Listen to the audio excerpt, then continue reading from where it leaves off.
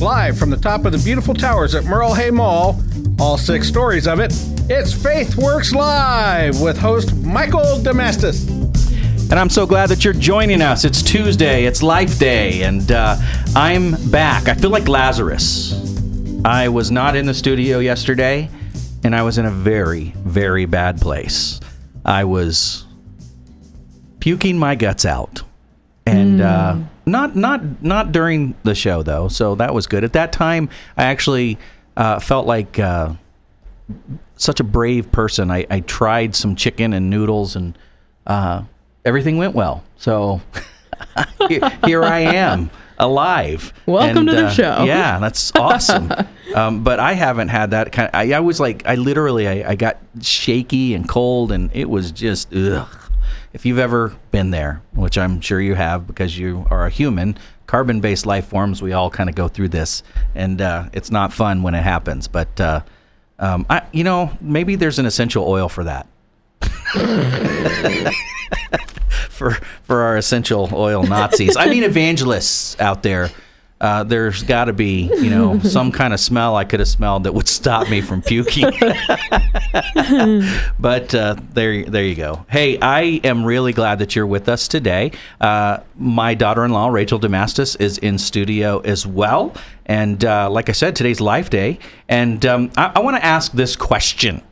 The question, I think, is an important one that I want to hear from you, 515-727-KTIA. So call us or text us, 515-727-KTIA. And here's the question. How do we get the church passionate about the issue of life? Sarah Qualley is joining us on the phone. Sarah, what would you say to that? Oh, it's a multifaceted answer, Mike. But I'm so glad you asked it. First of all, I'm really happy to be here, and I'm really happy that you're feeling better. Thank you. That is something that I can definitely relate to, and I have 4 children, and so I can also relate to having 4 other carbon-based life forms have that issue all at the same time. So. Oh my goodness! Yeah, you know what? One time, this is so off track, but one time I was the only person in my home who was healthy. My 2 sons were both sick. My wife got sick. I mean, really sick. And like, if somebody gets like to the pukey sick, I can't handle that. I mean, it'll cause me to start, puking myself. Yes. And so I had to call my mother-in-law, who lives 4 hours away. And I said, will you please come here to help me? Because I'm going to die. She did. She made the drive to come help me out of that scenario. Yeah. So anyway, sorry. Yeah, go ahead. No, that's fine. I think the church being passionate is such an important part of the life movement. I think the answer is Jesus. I think we know that, and I think that we are the carriers of Jesus, and therefore we are the answer. And it requires us to step out of our comfort zone. It requires us to do things with compassion. It requires us to do things boldly. And those are difficult things to do, and we're all very busy, and we're all so distracted, and this life and this world and this culture is just beats us up. I know I feel like that a lot of times. But it's so important that we're out there speaking, we're out there doing, and helping defend life and stand up for the innocent, for sure. Wow. Well, Sarah, you got involved, or helped start, I should say, an organization called Speak Life. Yes. And tell me a little bit about you and that organization and how the two things came together. Sure. I have a colorful backstory. For about past 18 years, I've been in professional curriculum and instructional design as a capacity as a professional, and I did that in the corporate world. I also did that in academia. I did a lot of assessment and curriculum and course development work at the master's and PhD level, and so I've been steeped in learning, and I've been involved in education for a number of years. And I got to the point in my career where I was just climbing that ladder and everything was great, and I was so unhappy. And I couldn't figure out why. And it bothered me to the point where it bothered me every day. And one morning in 2011, one Sunday morning, I saw a blurb in our church bulletin about going out and praying at one of our local abortion facilities up here in Minneapolis. And I approached our pastor's wife and I said, "What is this? Am I going to have to hold a sign? Am I going to have to go out and like protest and yell at, what do we do when we go out here?" And she said, "Oh, no. You know, we praise, we worship, we pray for the moms, we pray for the babies, the dads, the workers." I said, "Okay, I can do that."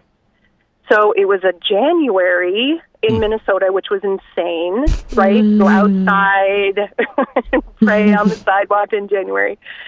You guys know how that is down in Des Moines, too. But we were out there, and I remember the moment that my feet hit the sidewalk, I was absolutely blown away. I was just, this feeling I got put me literally to my knees, and I just felt death, and I felt hopelessness and fear and destruction and all of these terribly negative things in the spirit.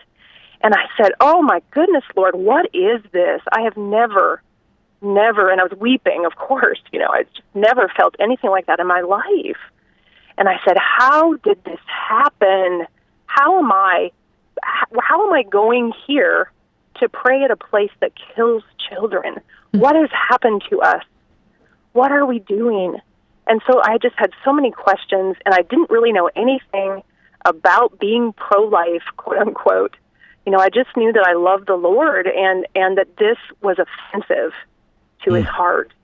And so he really began speaking to me about a curriculum, that he wanted to answer these questions that I had, that I wasn't the only one that wondered this and yearned for these answers.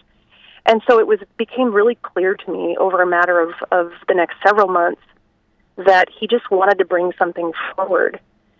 And so I buried myself in research to try to figure out what this was, and that's just sort of a geeky thing I do anyway on the side, so it wasn't too much of a stretch. But I found some really challenging things when I went to look at this, and I found that there really were a lot of bits and pieces all over the place.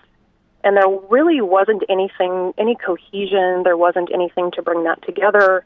There was a lot of misinformation out there and bias, actually on both sides. I found that. And really, there wasn't any bigger picture. There wasn't any context. And really, it was very rhetoric heavy, again, on both sides. Lots of arguments, lots of vitriol. And I just, again, felt like I wanted to enter this. Do you say, when you say vitriol, do you see that both sides? I do. Okay. Absolutely.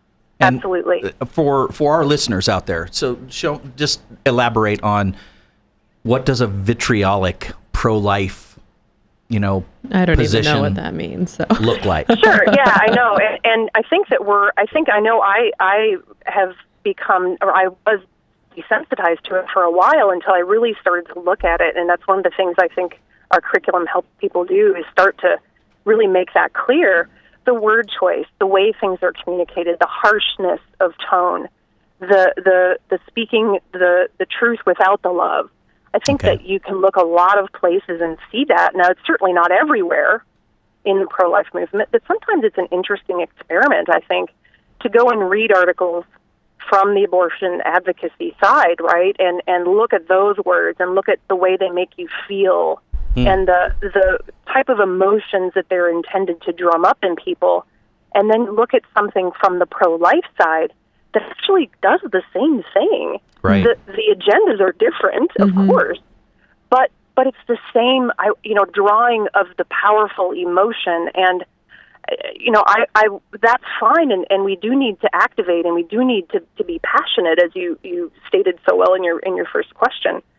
But at the same time, we have to be really careful about how we communicate to other people, because there are so many hurting and so many wounded, and you never know when you're in earshot or post-shot in social media land of someone who has had an abortion, right, or someone who has helped someone have an abortion. Okay, so this is one of these recurring tensions that I think that Christians need to continue to wrestle with, because for me, I have a tendency to go probably farther than I should, and I always link this to this experience in my life. I went to Auschwitz in 2014, walked the grounds of Auschwitz. I got to go inside one of the gas chambers. I walked out of the gas chamber. I'll tell you something, that changed me, that experience. Absolutely. And what broke me in that was realizing that the smoke was still rising in our country, all over the nation, where these mills of just literally killing babies was occurring. And so it gave me this really burning fire on this issue in particular. And I go a little hard sometimes on this. And that's, I know that speaking the truth thing is not hard for me at all. Right. The speaking the truth in love, that's hard for me. Yes. So let me ask you this question, because this is a challenging question, and I think you are equipped to be able to answer this, and I want my listeners, I want to hear from you as well on this, 515-727-KTIA. But is abortion compatible with Christianity? Wow, it is absolutely not compatible with Christianity. No, I have no problem answering that very definitively. I think right now what we're seeing on the abortion advocacy side, on the pro-abortion side, is the attempt to equate the two. Yes. Very deliberate attempts to equate those two things, and it's done from a foundation of situation ethics, not from a foundation of the gospel. And I think those are two very, very different things. And I think that, you could have 2 or 3 shows just on that topic alone. Right. But I think that abortion and Christianity absolutely are not compatible, because every single human being is created in the image of God, and therefore has value and is exceptional. And that means in every circumstance, at every stage, that is true. And abortion contradicts that at every level. It does. And so do you think, is it a speak the truth, and is it without love that you could say to an individual, abortion is not compatible with Christianity? Is that just speaking the truth?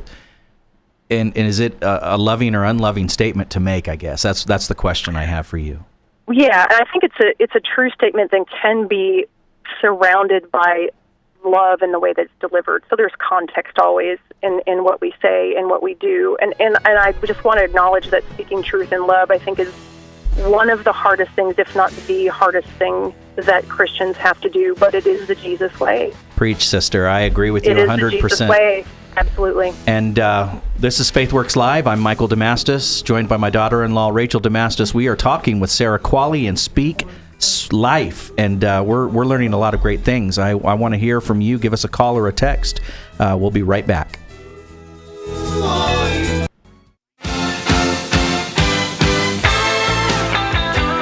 It makes no difference if you're in Pleasant Hill or Pleasantville. We have you covered, so give us a call at 515-727-KTIA.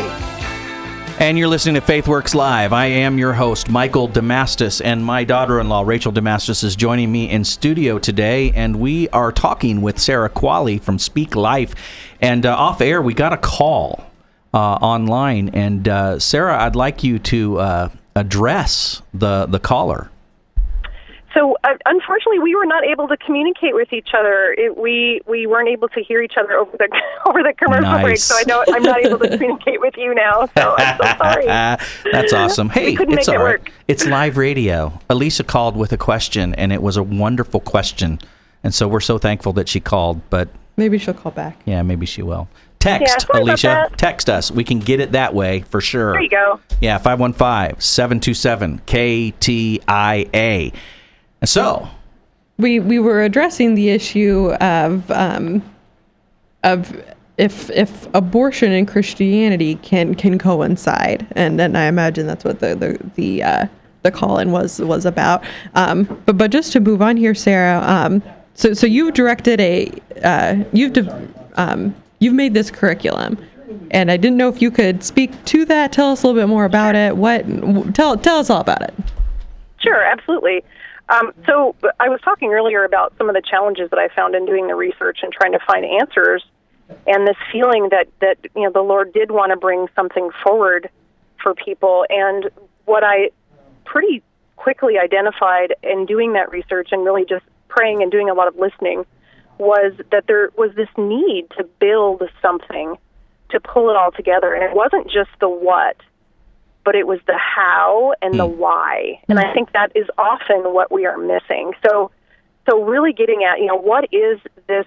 What is the culture of death? What are the roots of the culture of death? Where does this come from? What are the philosophies throughout history that really have set themselves up against the Word of God? And we need to know what those are. How did they come into our country? How have they manifested? How have they entered education and government and science and the media and the church? And how must the church respond? How do we speak into and engage our culture? And I think those things are so important, and that was the task that was put on my desk, essentially. And so what I've seen over the past 5 years in particular is this push for education in the pro-life movement, right? There's a lot of new people coming in. Right. There's a surge of millennials that are hungry and energized and wanting to be activated. There's also arguments and approaches, I think, on the abortion side that are changing. They've gotten more deceptive. They've gotten more sophisticated. Mm-hmm. And so there's this need to educate people on what those arguments are and how to respond to them. And I think they're maybe most importantly, to me, I guess, is that there's this realization that after 40-plus years, we still have legal abortion. Why is that? Why are we still here? We're also facing new challenges in the 21st century that we haven't faced before. So the issue of life is broadening. There's things coming. There's emerging technologies that are at our doorstep right now that we're going to have to address as the church, but that we're not equipped to speak to right now. And so we have to broaden our understanding of what it is to defend life. It's not just about abortion. And so I think people are feeling that something's off, right? There's this opportunity that we have right now politically. There's this culture that is just bearing down on us.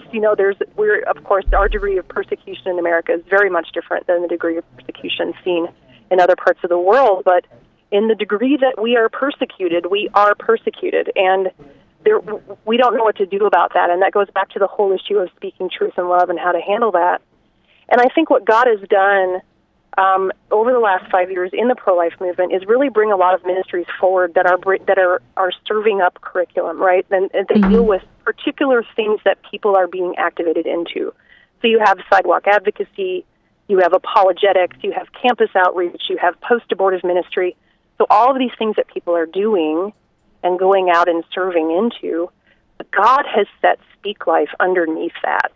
And I'm really excited about that. We're the foundation building curriculum for all of these other efforts. And because we look at how we got here, we look at where we've been, where we're headed, we can start chopping at the root instead of nibbling around the edges. Because we look at the philosophies that underpin all of this that exists. I think that one of the things that we do really well in our curriculum is we help people become more critical consumers of information. And that goes back to what I was talking to you about earlier, about having the misinformation and the bias kind of on both sides. That was striking to me. We really have a goal of helping people to begin to discern truth and what they see and what they hear and read, and really helping them understand the difference between godly compassion and worldly compassion. And those are two very, very different things. And we need to be able to differentiate between the two and know how to respond and know how to kind of recognize each one and be able to speak into it. And I think because we are at the foundation of everything, things start to look different because people have context. And as we engage in these different learning opportunities, as we go out into the mission field, essentially, we have that strong base of knowledge because there's context, and we can actually start to move that knowledge from our head to our heart, and that is one of the most difficult things to do without experience. And I think that the experience and the serving and the activating, the curriculum that are out there are just wonderful in helping people to do that and helping equip people to really be, in the PRCs and in the places that God has called them to. But what we try to do is is give people that peace that comes with understanding where all of this comes from, and that good, strong foundation of knowledge that will then carry them forward into these other opportunities and into serving the Lord. So you had mentioned worldly compassion and godly compassion. What? Yes. Can you have one without the other? What does one look? How are they different? Right. So maybe the best way to differentiate those is to think of the example in abortion, where there are lots and lots of arguments about the compassion and the mercy of abortion, because there is a disability, because there's been rape, because all of the exceptions that we've just sort of come to resign ourselves to. Those are exceptions to protections for human beings, and those are not aligned with God's heart for His children. And when we accept those arguments, those are heart-wrenching situations. Those are emotions that need to be acknowledged and deserve to be recognized. And those are situations that are extremely difficult for us to go through, or for us to watch our loved ones go through. I like what you said, how they need to be recognized. I think even just acknowledging, a woman who's in a crisis pregnancy, acknowledging that's part of her decision, that's going on in her life. Absolutely. And there's mercy to give, and there's forgiveness, and there's hope, and there's healing, and all of those things come from the Lord. But what does the world offer? The world is offering up death as a solution. That is the world's compassion. It's Jesus being the answer versus man's answer to, which is essentially the opposite of life, death. Well, Sarah, I appreciate you so much and listening to you, and these are some great thoughts that you're putting out there, and I wish that we could have more people like you helping direct us. It's Mikey, he's better than TV. We're listening to Mikey, and best of all, it's free. Yes, it is, Mikey. It's FaithWorks Live. That was my mother-in-law, Linda Curry, and a great jingle from her for our show. And it's Tuesday. We're talking about life issues, and I'm with my daughter-in-law in studio, and we are talking with Sarah Qualley, and she is the director of Speak Life, and she has been giving some very challenging thoughts. And we have a caller online, Sarah, and his name's Stephen. Stephen, I'd like to hear what you have to say, brother. Okay. Hey, well, good afternoon, everybody, and I want to say great show. I'm glad you're feeling better, Mike. Thank you. My question is dealing with situational ethics. I know that there are people out there that are saying they're Christians, and I'm not saying they're not, but they are, promoting abortion, but yet Christianity is supposed to be the backdrop of their life. And I'm like, as you guys both alluded to earlier, those are not compatible. How do you guys deal with the situational ethics? What things are you seeing come up in the abortion industry, or not the abortion industry, but with Christians, in other words, and how they are using situational ethics to promote abortion? Sarah, what would you say to that? Yeah, so Stephen, that is such a wonderful question, because again, I think that one of the things we need to learn how to do, and be able to do, all of us as Christians, is be able to spot things and be able to recognize them and be able to call them out in the right way. And really, when you get down to situation ethics, the crux of that is that love is the motivation. And as long as the motivation is love, then pretty much biblically any commandment can be broken. And that lies at the base of situation ethics. Now, that particularly came out of the church in the 1960s. It was based in modernism and the social gospel of the late 1800s, early 1900s, but it really rose up from the church in the 1960s. And there were books written on it. It really changed a lot of churches, and as it swept through, and as many of us know, the church ended up being one of the key linchpins in the legalization of abortion and promoting that and helping that to become a reality. And so where that comes from is the idea that as long as love is your motivation, then anything you do is okay. But the problem with that is that love then is situationally defined. Right. If it's good for me, then it's okay. If it's there is the moral compass isn't measured outside of the thing we're measuring, right? God is not the moral compass. It's our emotions. It's our feelings. It's the circumstances that we're in. I think. Sorry, go ahead. Go ahead. I was just going to say what I have been seeing is, and we talked about this last week on our Wednesday show with Pastor Kerry Gordon from Sioux City, Iowa. He wrote a book called A Storm, A Message, A Bottle, but he addresses this, that what has permeated the church and the pulpits for the last 50 years is this idea of a false agape love. And it seems like it's a loving thing to do, when in reality it's hatred, and it's dressed up as love, and it's literally the exact opposite of what love is. And the motivation is actually self, Mike. It's not love. It's what's good for me right now. And that is the antithesis of Christianity. Right. We are to die. Our self is to die so that we can take up the cross and serve Jesus and walk into the plans that God has for us. That's the opposite of situation ethics, where it serve me right now. And Stephen, you asked a great question. I appreciate you being a listener and just challenging us on that. And I appreciate you calling in, and thank you for your thoughtful input. Evening. You too, brother. Yep. Thanks, Stephen. Now, we also had another caller call in earlier, Alicia. We weren't able to get that worked out. We got the technical stuff worked out, but she did ask a question, Chris, and I want you to address the question that she asked. She asked a two-part question, and I hope I get this right. The first part was that she had an abortion, but she had it before she was a Christian, if I understood her correctly. And she said one of the biggest issues she had is trying to get anybody in the church to understand what she went through having an abortion.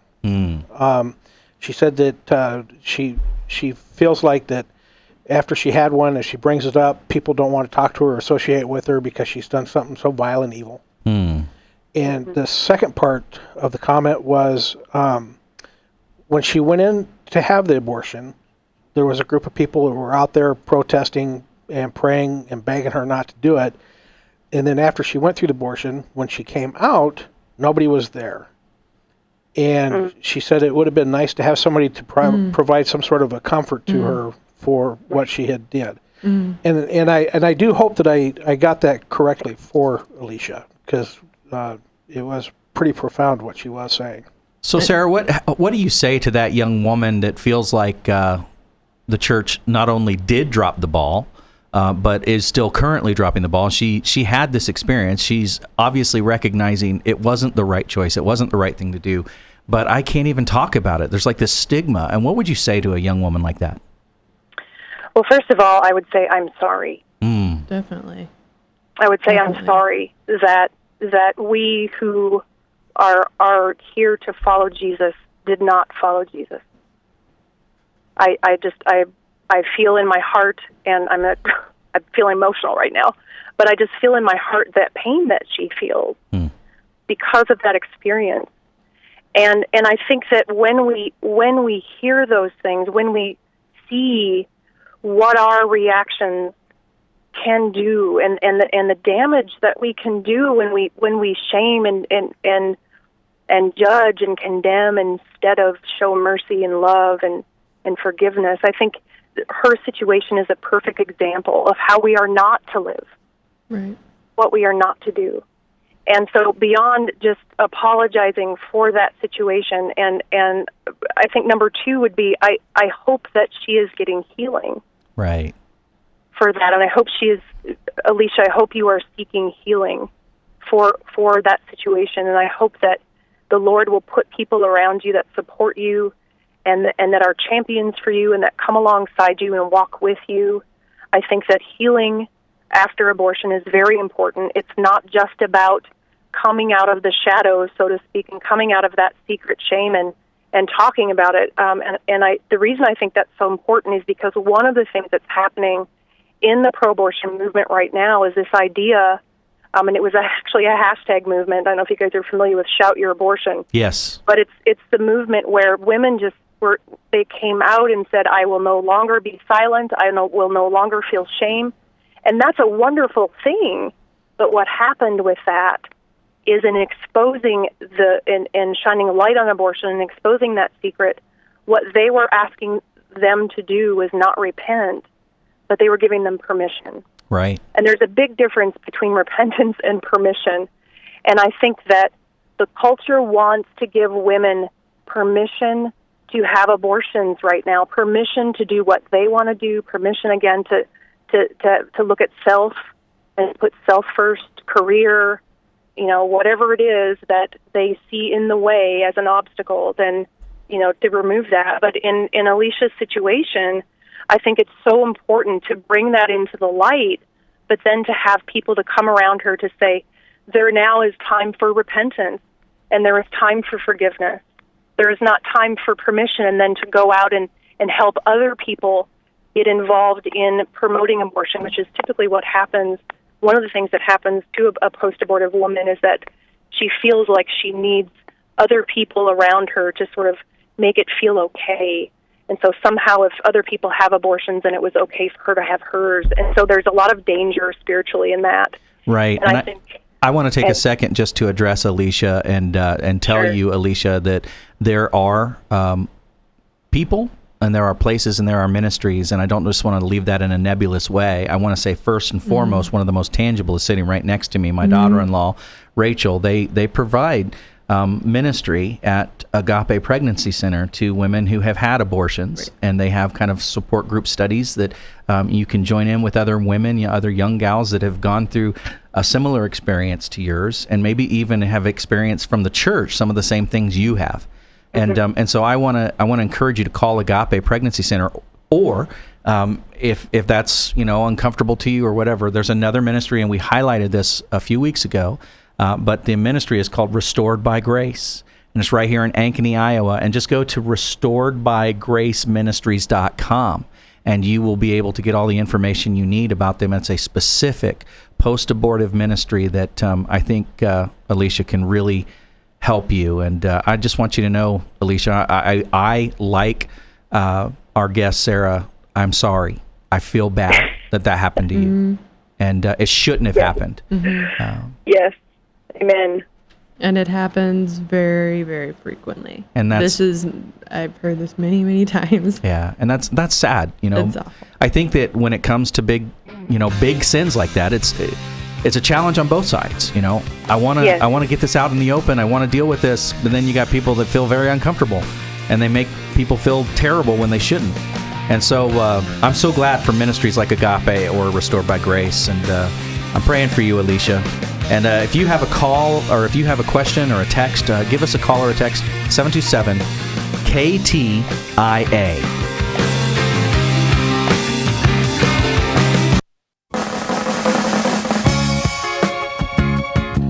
The traffic on your way home may be stop and go, but the conversation here never slows down. If you want to be a part of it, you can call or text 515-727-KTIA.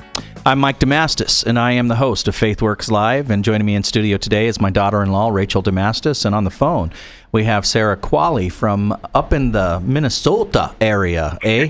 So she's the director of an organization called Speak Life, and we have been having just a great discussion today about not only your ministry and what it is that you do, but just the help and equipping that you can give to Christians and churches alike. But we do have a text that I want to address. Chris, would you read that for me?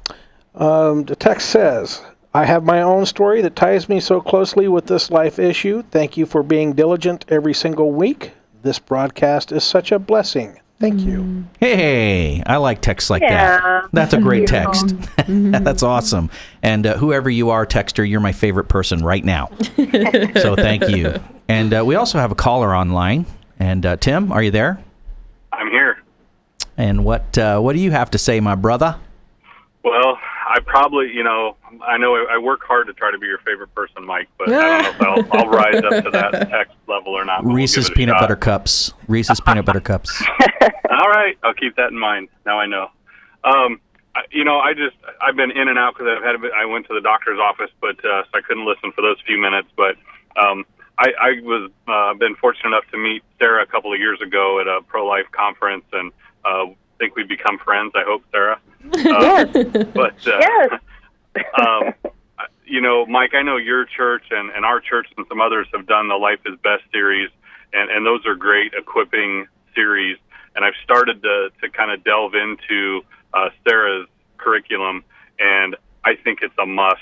It's not stuff that we have to necessarily be able to regurgitate, but it gives you the confidence and you understand why we're where we're at and all that stuff. So I would highly recommend, the churches reach out and get that done, small groups or whatever. I'd be more than happy to introduce people to Sarah and to that ministry because it's really, really good stuff. And she's a neighbor, so that even makes it better. So she's close. Yeah, exactly. Yeah. Well, Sarah, thanks so much, Tim. Yeah, you bet. That is a great segue, and thanks for calling, Tim, and I appreciate you, brother. But that's a great segue into this, what you guys do, because you're all about helping equip Christians, helping equip churches to be better aware of this issue, and not only in a historical way, but also in a dynamic way in terms of what it is that we need to do. And so speak to that a little bit. I mean, first off, where can people find this? And, is it expensive? And, how is it set up? And, all those things. Sure. The nitty-gritty logistics part of it, right? Yes. Absolutely. Well, people can go to speaklifeinc.org, and our course catalog is right there on our homepage. And if you're an individual who just wants to get started, you can enroll right from our homepage. We're 100% online. So you get a username awesome. and password. Yeah. You go into our course room. It's online. Within our course room, we serve up all of our courses, and we also have what's called a knowledge base. And this is a very extensive online library. It has all of the research that went into each course. It has recommended resources. It has supplemental materials like videos and handouts, PDFs, articles, things like that. Audio. I mean, there's all kinds of things that really just help beef up what you learn in the course. And then once we're subscription based, so you can go course by course. So we're releasing a package of courses here within the next couple weeks. And what that is our whole history series, and we go decade by decade, talking about these philosophies, talking about how they've manifested, looking at our culture now, and really is a call forward to the pro-life movement and to the church to really step back onto the biblical path to ending abortion. I think we've strayed, and what we're trying to do is get people to restore the idea of the uncompromising right to life, and we just really help people understand why that's so important. And once you get done with our courses, we have a blog, we have a website that keeps you updated on things that are happening. Churches and pro-life organizations, groups that want to use this as equipping and training, or as a small or large group in a church, we handle group enrollment offline. So there's a way that you can contact us from the website, and I can walk you through it. We have best practices. You basically just need a computer, an internet connection, and a way to project it Correct. on a screen. So you're just all taking the course together. And so there's a different way. Like, so if I wanted to do that as a pastor and say, hey, I want to show this to this group or sure. to this class or whatever, then there's a way to do that as well. And that's absolutely fabulous. We enroll you. We enroll your group, and not only do you get the group together if you want to, you can also do it where groups don't get together. But if you're getting together as a group and showing this, in your hour and a half Wednesday night, adult education sessions, whatever it is at your church, and then you do that, but then each individual person also gets their own username and passwords. They can go into the course room. They can take the course as many times as they want to within the subscription period, and then they get an infinite access to the knowledge base. So even after their course subscription ends, they always have access to the place where they can go and find all of this information. We're always expanding it. We're adding new resources. We're adding all kinds of recommendations, new ministries, new things, new information that we find we put in there. So it's a great ongoing resource for people in churches as well. And I love the idea that this isn't just about, we pro-life people get accused about just all you care about is getting those babies born, and I love the fact that we do care about that, by the way, but we also care about right. being educated on truth and history and what this really is, what's at stake, and what's how do we respond? All of that stuff is part of what you do. And so like you described it, I mean, this is kind of the foundation for all of those other groups, if it's post-abortive, if it's a campus ministry, if it's a church group, whatever it is, you are there to help give them the tools and the equipping that they need to be able to better do the ministry that they have. And that's fabulous. Absolutely. Yeah, and we have a free 10-minute introduction course that's right on our homepage, in our catalog as well, and you can enroll in that, free of charge. Takes 10 minutes. Really shows you what this curriculum is about. It's called Rise Up in the Truth is the name of this curriculum. And I would encourage all of your listeners, and you, Mike, as well, to go in and take that course and look at it. And it'll just give you a really good idea of who we are and where God has placed us and what we are calling the church and the movement forward to do. That's so great. And Sarah, I think it's really cool that God took this bookworm geek and that's right. and said, hey, you got all these skills. I need you to do something for me, and put it together for directing you to just put this into making life more important and something that can be embraced by the church. And I love this. I love what you're doing, and I'm so glad to be aware of it, and I'm so glad that our listeners are being exposed to this, because this is important. And give us the website so that we know where to go. Yes, it's Speak Life Inc. as in incorporated inc.org. SpeakLifeInc.org, and that's all one word. There's no breaks, there's no slashes or anything. It's SpeakLifeInc.org. Yes. And that's where you can get all the information, and I think there's a way to contact you guys via that site as well. Absolutely. Yes, okay. And then sign up. We have an email list you can sign up for to hear when courses launch and whatnot. So, yeah. Okay. That's a good question. Are these live courses, or are they pre-recorded? These are, it's interesting. Once you take the introductory course, you get a much better idea of what this is. You get that question a lot. Is it a video? Is it someone standing and talking? It's not. It's a course that's produced in a piece of software that allows audio and video and words and everything to sort of come together on a stage, so to speak. Interesting. And it's like an interactive module. Yes. Yes. So, again, take that intro course, and that'll give you an idea of what it's like to learn with us, because you'll be in the course room. You'll see what it's like. It really is the best way to explain it. That's fabulous. And for our Facebook Live listeners, and if you're not and you want to jump on Facebook, we put the website link in the comments of the video for Facebook Live so that you will be able to see that easily. And so it's there. Actually, now it's there twice.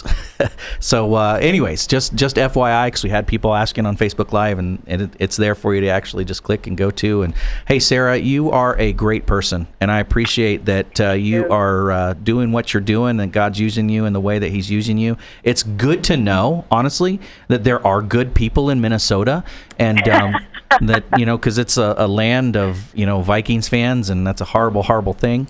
But they need the Lord. They need the Lord. To go there.